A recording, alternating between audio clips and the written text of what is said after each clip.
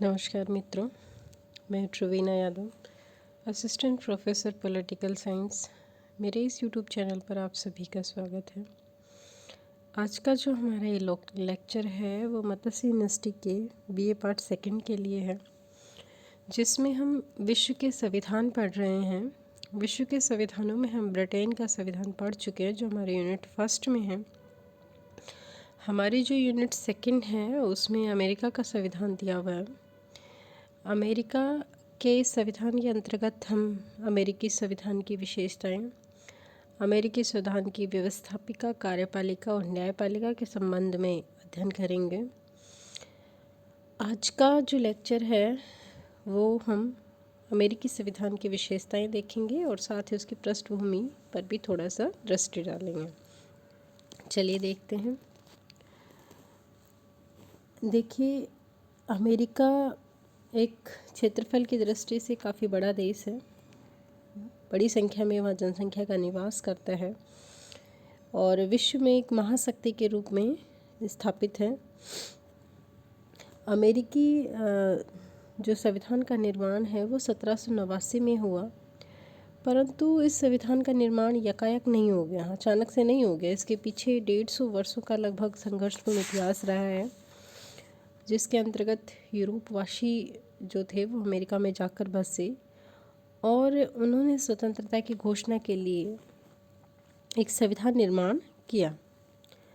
अमेरिकी जो संविधान का उदय है वो 4 चरणों में हुआ। पहले औपनिवेशिक युग था ब्रिटेन का, उसके पश्चात स्वतंत्रता की घोषणा हुई, फिर कुछ राज्यों ने मिलकर 13 राज्यों ने मिलकर एक परिसंघ की स्थापना की और उसके पश्चात उसके संविधान का निर्माण हुआ।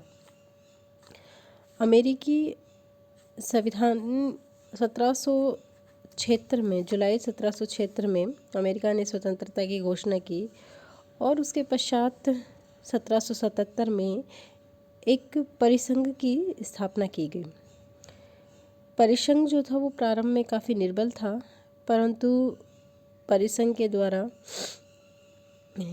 के स्थान पर एक संविधान निर्माण की आवश्यकता को महसूस किया गया और इसी पर विचार करने के लिए मई 1787 में फिलाडेल्फिया में एक सभा का प्रारंभ हुआ। इस सभा में 13 राज्यों के प्रतिनिधियों ने भाग लिया और इसमें भाग लेने वाले कुछ प्रसिद्ध व्यक्तित्व भी थे।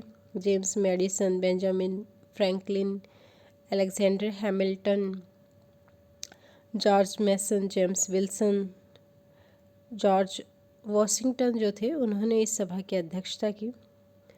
शुरुआत में संविधान निर्माण में अनेक कठिनाइयाँ उत्पन्न हुई, जो कि स्वाभाविक था, किंतु धीरे धीरे काफ़ी लंबी बहस के बाद, लगभग 10 दिन की बहस के बाद, सभी 13 राज्यों के मध्य एक महान समझौता हुआ और इस समझौते के अनुसार केंद्र में व्यवस्थापिका में 2 सदनों की व्यवस्था की गई, एक निम्न सदन और दूसरा उच्च सदन।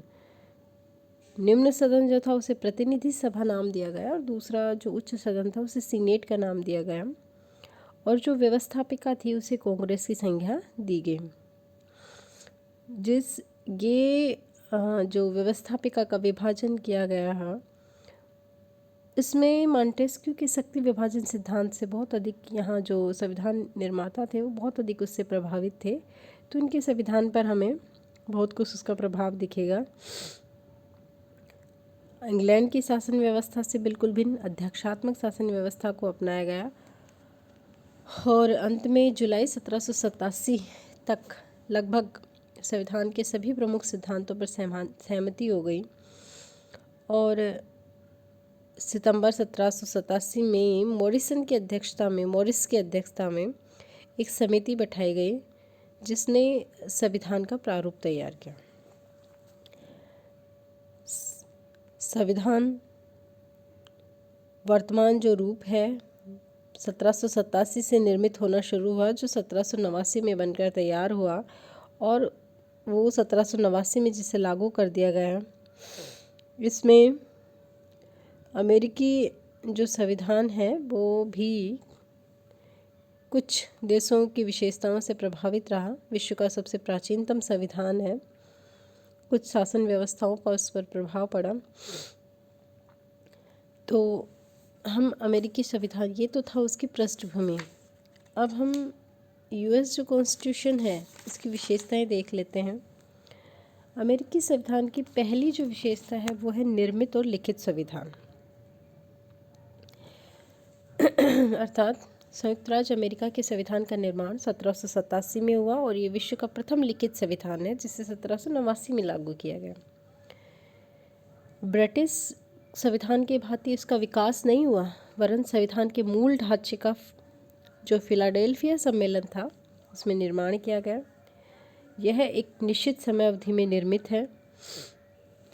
यद्यपि समय समय पर न्यायिक व्याख्याओं, प्रशासनिक कार्यों और परंपराओं के आधार पर इसका निरंतर विकास होता रहा है, किंतु संविधान का जो अधिकांश धाराएं और उसका जो मूल ढांचा है वो लिखित है, लिपिबद्ध है। अगली विशेषता है सर्वाधिक संक्षिप्त संविधान है। अमेरिकी संविधान विश्व के लिखित संविधानों में सर्वाधिक संक्षिप्त है। इसमें मात्र 7 अनुच्छेद हैं, जबकि यदि हम देखें ऑस्ट्रेलिया के संविधान में 128 अनुच्छेद हैं, कनाडा के संविधान में 147 अनुच्छेद हैं, दक्षिण अफ्रीका के संविधान में 153 अनुच्छेद है और भारतीय जो कॉन्स्टिट्यूशन उसमें तो हमें पता ही है 395 अनुच्छेद और 12 अनुसूचियाँ हैं। यद्यपि अमेरिकी संविधान के जो संविधान निर्माता था इस बात से परिचित थे कि भविष्य की जो समस्त व्यवस्था है उसके संबंध में हम अभी ठीक प्रकार से नहीं सोच सकते, ना ही लिख सकते हैं। अतः उन्होंने केवल संविधान का जो मूल ढांचा था उसको निर्धारित कर दिया और उसमें जो रेखाएं थी उसको भरने का काम आने वाले समय पर छोड़ दिया। अगली विशेषता है लोकप्रिय संप्रभुता पर आधारित संविधान। अमेरिकी संविधान की महत्वपूर्ण विशेषता है लोकप्रिय संप्रभुता के सिद्धांत को स्वीकार किया गया है। परिसंघ का जो निर्माण किया था उसमें इस चीज़ का अभाव था, क्योंकि संप्रभुता राज्यों में निहित थी, लेकिन वर्तमान संविधान में इस त्रुटि को दूर कर दिया गया और अमेरिका का जो संविधान है स्वतंत्रता और आत्मनिर्णय का प्रतीक है। संविधान निर्माण जनप्रतिनिधियों द्वारा किया गया है और संविधान के द्वारा अंतिम सत्ता किसको प्रदान की गई है? जनता को ही प्रदान की गई है। अगली विशेषता है संविधान की सर्वोच्चता। फिलाडेल्फिया सम्मेलन के द्वारा निर्मित जो संविधान है वो सर्वोच्च कानून के रूप में उसे मान्यता दी गई है। राष्ट्रपति, कांग्रेस, सुप्रीम कोर्ट और संघ की सभी जो इकाइयां हैं वो सब इसके अधीन हैं। किसी के भी द्वारा इसका उल्लंघन नहीं किया जा सकता। ये सर्वोच्च है। अगला है कठोर संविधान। अमेरिका का जो संविधान है वो कठोर है। अमेरिकी कांग्रेस के द्वारा जिस प्रक्रिया के आधार पर सामान्य कानूनों का निर्माण किया जाता है उसी प्रक्रिया के आधार पर कानूनों का निर्माण या संविधान में संशोधन नहीं किया जा सकता। यानी सामान्य कानूनों में संशोधन व संवैधानिक संशोधनों में अलग अलग प्रक्रिया को अपनाया गया है। संवैधानिक संशोधन के लिए अत्यंत ही कठोर प्रक्रिया को अपनाया गया है, इसीलिए इसको कठोर संविधान की संज्ञा भी दी जाती है। और यही कारण है कि इसमें अब तक लगभग 27 संशोधन ही हुए हैं और इसीलिए इसकी संविधान निर्माण की जो पद्धति है या प्रक्रिया है उसके बारे में हम आगे के जो हमारे लेक्चर है उसमें विस्तृत रूप से इसका अध्ययन करेंगे। अगला है गणतंत्र की स्थापना। अमेरिकी जो संविधान है उसकी एक अत्यंत ही महत्वपूर्ण विशेषता है, उसमें गणतंत्र की स्थापना की गई है। इसका आशय है कि अमेरिकी लोकतंत्र का जो अध्यक्ष होता है राष्ट्रपति, ब्रिटेन के सम्राट की भांति उत्तराधिकार के आधार पर नहीं वरन निर्वाचित होते हैं। जनता के द्वारा अप्रत्यक्ष रूप से उसे क्या किया जाता है? निर्वाचित किया जाता है। एक निर्वाचक मंडल होता है, उसके सदस्यों द्वारा इसे चुना जाता है। न केवल संघ वरन जो इसकी इकाइयाँ हैं, इसके राज्य हैं, उनमें भी गणतंत्र की स्थापना की गई है। अतः अमेरिका में गणतंत्रात्मक व्यवस्था है। अगली विशेषता है संघात्मक शासन की विशेष स्थापना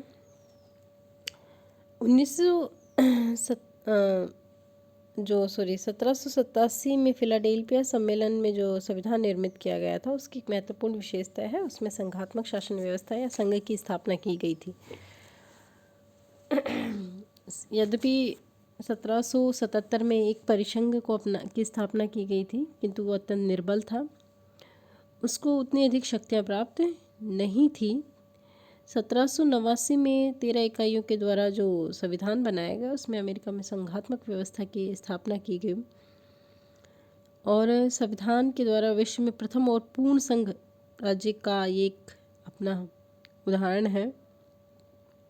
संघात्मक व्यवस्था के सभी प्रमुख जो लक्षण हैं वो इसमें विद्यमान हैं, जैसे शक्ति विभाजन किया गया है, इसमें संघ और इकाइयों के मध्य शक्ति विभाजन किया गया है।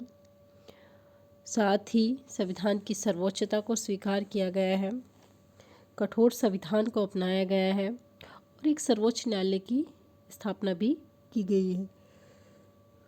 तो संघात्मक व्यवस्था की सभी प्रमुख विशेषताएं इसमें विद्यमान हैं। अगली विशेषता है प्रतिनिध्यात्मक लोकतंत्र की स्थापना।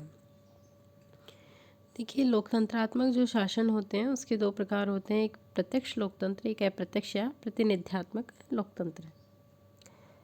अमेरिका के जो संविधान निर्माता था इस तथ्य से अच्छी तरह परिचित थे कि अमेरिका जैसा जो विशाल देश है, विशाल जनसंख्या वाला जो देश है, उसमें प्रत्यक्ष लोकतंत्र को अपनाना संभव नहीं है। इसीलिए उनके द्वारा अप्रत्यक्ष या प्रतिनिध्यात्मक लोकतंत्र को अपनाया गया, जिसके अंतर्गत सामान्य जनता अपने प्रतिनिधियों के माध्यम से शासन के कार्य में भाग लेती हैं। इस संबंध में एक विशेष बात यह है कि अमेरिकी संघ के कुछ राज्यों में रेफरेंडम यानी लोक निर्णय, आरंभक और प्रत्याहार रिकॉल जैसी प्रत्यक्ष लोकतंत्रात्मक पद्धतियों को भी अपनाया गया है। अमेरिका के जो 50 राज्य हैं उनमें लगभग 39 राज्यों में संविधान में जनमत संग्रह की व्यवस्था है।